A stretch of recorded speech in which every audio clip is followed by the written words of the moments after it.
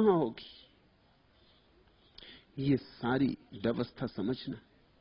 तो एक दुख जाता है, तुम दूसरा बना लेते हो। तुम्हारे पास 1000 रुपए हैं, तुम कहते हो 10,000 हो जाएं, बस फिर निश्चिंत हो जाऊंगा। तुम क्या कर रहे हो? तुम्हारे पास 1000 रुपए हैं, 1000 रुपए का तुम सुख नहीं उठा रहे, तुम 9000 का दुख पैदा कर रहे हो। तुम कह रहे हो 10,000 हो जाएं, तुमने 9000 का दुख पैदा कर लिया, क्योंकि 10,000 हो जाएं और 10,000 है नहीं, है केवल 1000, तो 9000 नहीं है मेरे पास, ये दुख तुमने पैदा कर लिया। 1000 का सुख तो नहीं उठाया, 9000 का दुख पैदा कर लिया। अब ये दुख कहीं भी नहीं, सिर्फ तुम्हारी कल्पना में, कामना में, वासना में। अब तुम लगे दौड़ने की कैसे 10,000 हो जाए।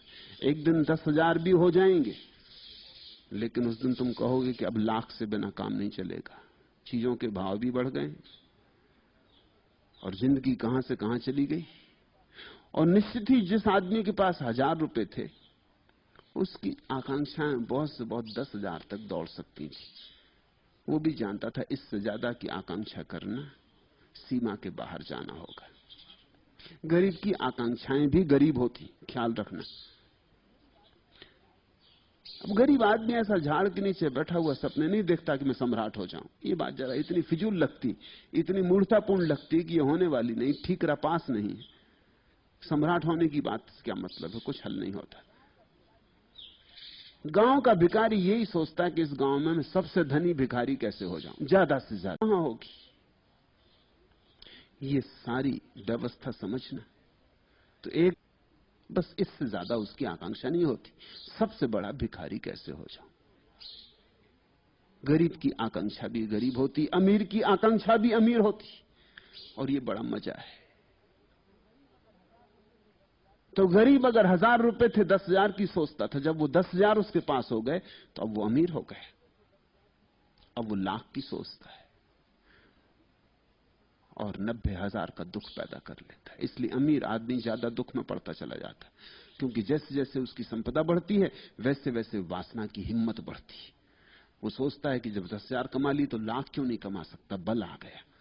वो कहता है कुछ करके दिखा देंगे, ऐसे ही नहीं चले जाएंगे। अब देखो 1000 थे, 10,000 कर लिए, 10 गुने कर लिए, तो 10 गुना करने की मेरी हिम्मत है। अब 10,000 हैं तो लाख हो सकते, क्योंकि 10 गुना मैं कर सकता हूं।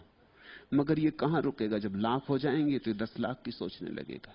ऐसे तुम रोज ही दुख बनाते जाओगे, रोज दुख बड़ा होता जाएगा, रोज दुख फैलता चला जाएगा।